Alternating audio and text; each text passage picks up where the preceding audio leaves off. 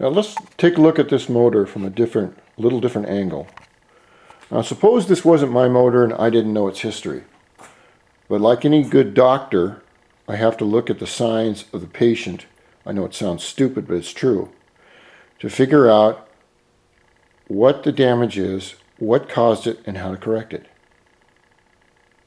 So, now I thought about this last night because it's the next day.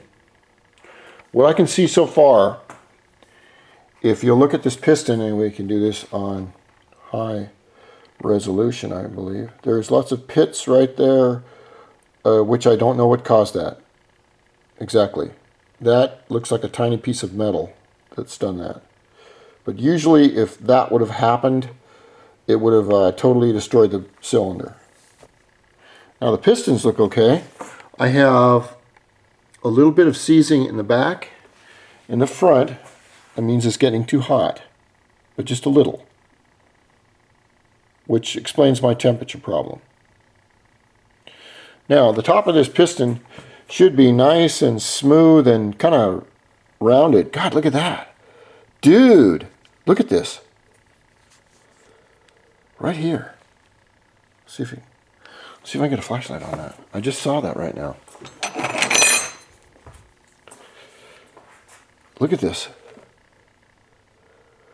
That right there, right in the middle of that round thing, that's a crack right there. Crack in the piston. And look at this. Right, there's an inch long crack in the center of the piston. See that?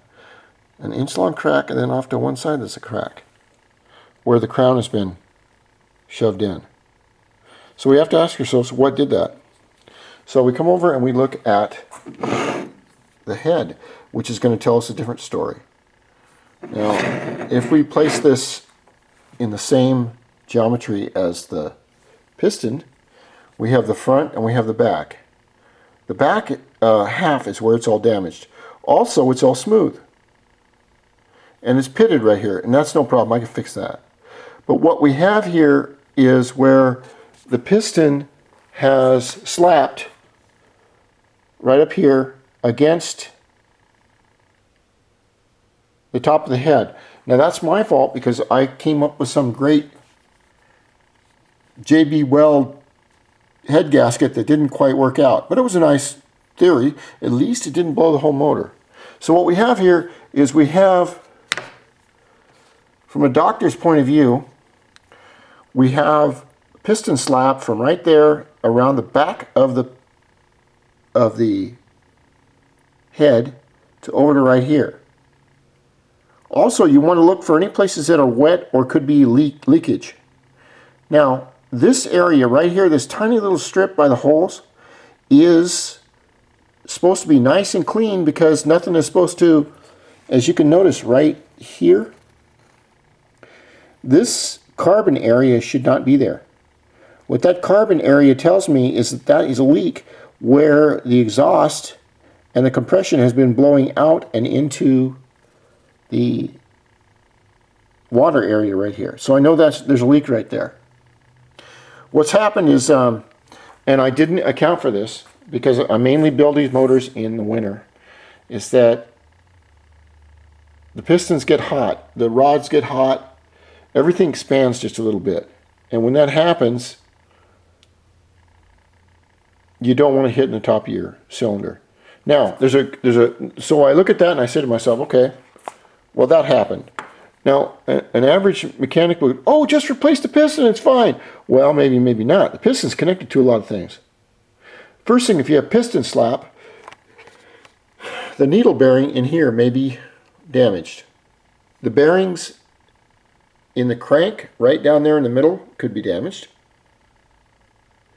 The bearings on the crankshaft itself may be damaged. I don't know yet. But for right now, I know I need a new piston. I need a new head gasket system because it's leaking right there. And I think I will plane this off and get it as smooth as I can before I do any work on that. Now, if we look at the top here, remember, the motor will tell you what's wrong with it if you know what to look for. Now these areas right out here should be beautifully clean because nothing is supposed to go by them.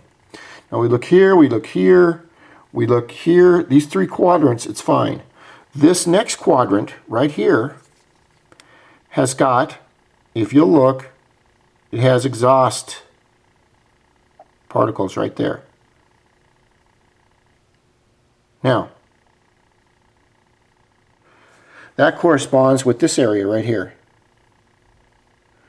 or leaking.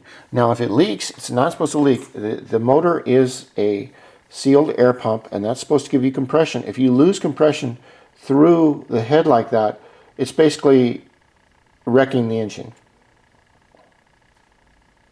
So my next thing to do is I'll take off the CT manifold, and what you should do before you do any of this is get yourself a bottle of engine cleaner, spray it on here really good, cover all the parts that any water can get into, and clean the engine really good so that when you take your parts off, you don't have gunk and crap and bullshit and everything. I don't know, I feel like cussing. Maybe I'm just getting old.